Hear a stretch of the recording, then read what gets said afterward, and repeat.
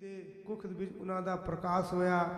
ਇਹ ਮਹਾਨ ਪਵਿੱਤਰ ਸਥਾਨ ਹੈ और श्री गुरु तेग बहादुर जी महाराज जी ने ये जो है बड़ा उन्होंने इत्थे तप किया। 6 महीने 9 दिन इत्थे महाराज ने रह के इत्थे तप किया।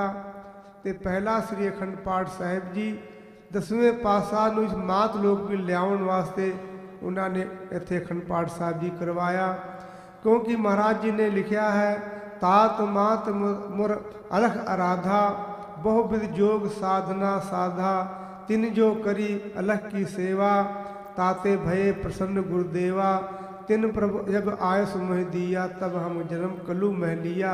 इत्थे माता पिता माता नानकी जी, माता गुजरी जी, गुरु तेग बहादुर साहिब जी होर मती दास सती दास मामा कृपाल चंद जी लिखा है कि 22 संगत इत्थे महाराज दे नाल सी। इत्थे उन्होंने निवास किया, अकाल पुरख की आराधना की, तो इत्थे महाराज दा गुजरी दे कुख विच महाराज दा प्रकाश हुआ। ऐसा पावन पवित्र स्थान है। श्री गुरु तेग बहादुर जी महाराज जी ने इस हिंदू धर्म वास्ते हिंदू धर्म नूं बचाउण वास्ते, क्योंकि जिहड़ा उस समय का जालम औरंगजेब सी वो जो है एक धर्म रखना चाहता सी, इस्लाम धर्म। गुरु तेग बहादुर जी महाराज जी ने जिस जयू और तिलक दी जो है गुरु नानक पहले जामे विच गुरु नानक देव जी महाराज निखेधी की। जदों पंडित जी पुरोहित जी महाराज जो है जनेऊ पाउण वास्ते महाराज जी नूं आए तो महाराज जी कहन लगे भाई ये जनेऊ मैं नहीं पाउना। उन्होंने कहा तुहाडे जिहड़े पूर्वज हैं वो सारे ये जंजू पाते रहे हैं। महाराज ने कहा नहीं, इसका पहले मतलब बताओ। तो पंडित जी ने कहा सानू कोई मतलब इसका पता नहीं है कि इसका क्या मतलब है, क्या अर्थ है। श्री गुरु नानक देव जी महाराज जी ने उस समय जंजू का महात्म बतलाया। आशा दीवार दे विच दया कपाह संतोख सूत जत गंढी सतवट एव जनेऊ जी का हित पांडे घत ना यो टुटे न मन लगे ना यो जले न जाए धन सुमानस नानका जो गल चले पाए। मैं जनेऊ ऐसा पाउना है क्योंकि जरा कृत्रिम जनेऊ सूत दा है ये मैला हो जाता है, पुराना हो जाता है, टुट जाता है, बार बार पाउना पैंदा है। मैं ऐसा जनेऊ पाउना है दया कपास संतोख सूत जिस जनेऊ दे विच दया रूपी कपास हो, संतोख रूपी धागा हो, जिस में जो जनेऊ में गंढ होंदी है वो जत दी हो, और जड़ा बट है उसमें सतदा हो, जो अंदर जिसके अंदर दया हो, संतोख हो, ब्रह्मचर्य हो और सत बोलना हो, ये 4 वस्तुआं जिसके अंदर हैं वो जो है सच्चा जनेऊ उसने पाया है। अगर पंडित जी ऐसा जनेऊ है तुसी मैनू पाओ ने ऐसी जनेऊ नहीं पाउना। उस समय गुरु नानक देव जी महाराज ने जनेऊ की निखेधी की, उन्होंने जनेऊ नहीं पाया। उसे जनेऊ की रक्षा वास्ते श्री गुरु तेग बहादुर जी महाराज करीब जो है 200 साल बाद उस जनेऊ की रक्षा की।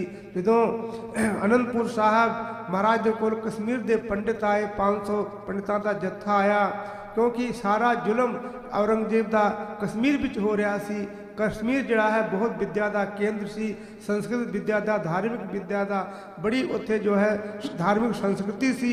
उस संस्कृति को मिटाउण वास्ते औरंगजेब ने उत्थे जुल्म किया ते 1.25 मन जनेऊ रोज़ उतार करके ता वो अन्न पानी छकदा सी, ऐसी उसकी प्रतिज्ञा सी। जदों गुरु तेग पंडितां ने उत्थे अमरनाथ मंदिर दे विच महाराज शंकर नूं बेनती की ते उत्थे जदों रात नूं शंकर जी ने एक पत्र लिखा। जदों सुबह मंदिर खोलिया पंडितां ने उत्थे एक पत्र मिलिया कि तुसी गुरु तेग बहादुर साहब दे कोल आनंदपुर साहब जाओ तां तुहाडे धर्म की रक्षा हो सकती है। उन्हां दे पत्र के अनुसार 500 पंडितां दा जिहड़ा जत्था सी वो आनंदपुर साहब महाराज दे कोल आया ते बेनती करन लगे। कोई अपना जंजू दिखाउन लग्या, कोई चोटी दिखाउन लग्या, कोई तिलक दिखाउन लग्या कि महाराज जी औरंगजेब साढ़े इस निशान जिहड़े हैं वो खत्म कर रहा है। महाराज जी बड़ी सोच में बैठे सन। इतने विच बाला प्रीतम गोबिंद राय जी बच्चों नाल खेडदे खेडदे किते महाराज दे कोल आए ते गोदी विच बैठ करके प्यार नाल पुछन लगे पिता जी ये कौन हैं, कौन बैठ आए हैं आप जी दे कोल। महाराज जी कहन लगे बेटा ये जो है कश्मीरी पंडित हैं जड़ा औरंगजेब है इन्हों का जंजू तिलक वगैरह जो है छाड़ा खत्म कर रहा है, इस वास्ते आए हैं फरियाद लेकर के रक्षा वास्ते। तो महाराज ने कहन लगे कि पिताजी इन्हां दी रक्षा किवें होएगी। तो गुरु तेग बहादुर साहब जी ने कहा कि भाई किसी महापुरुष नूं बलिदान देना पवेगा तां इन्हां दे धर्म की रक्षा होएगी। महाराज की उम्र उसमें 9 साल दी सी।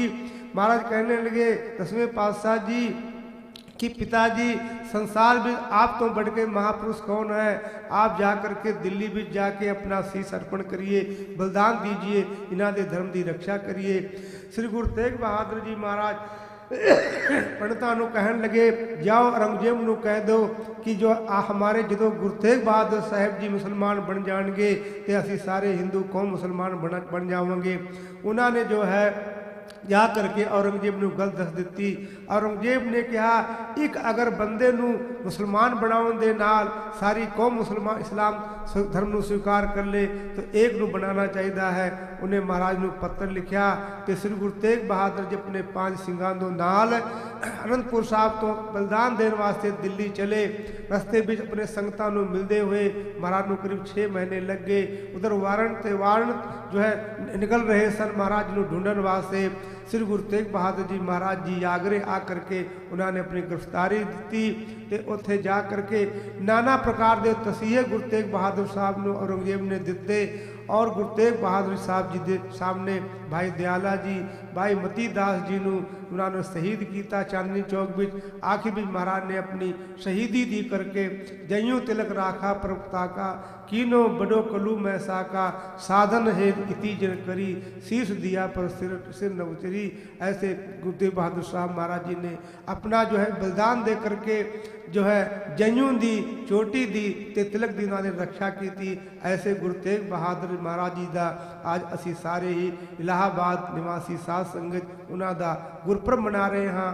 क्योंकि एक गुरपुरब मनाउण दा एक यही एक मतलब होंदा है अर्थ होंदा है कि जिहड़ा गुरु तेग बहादुर साहब सानू त्याग और बलिदान का रास्ता दिखाया है अपनी कौम वास्ते अपने धर्म वास्ते असी अपने जो है महाराज के बलिदान नूं और त्याग नूं हमेशा याद रखिए जिस नाल साडी जिहड़ी कौम है हमेशा जिंदी जागदी रहे।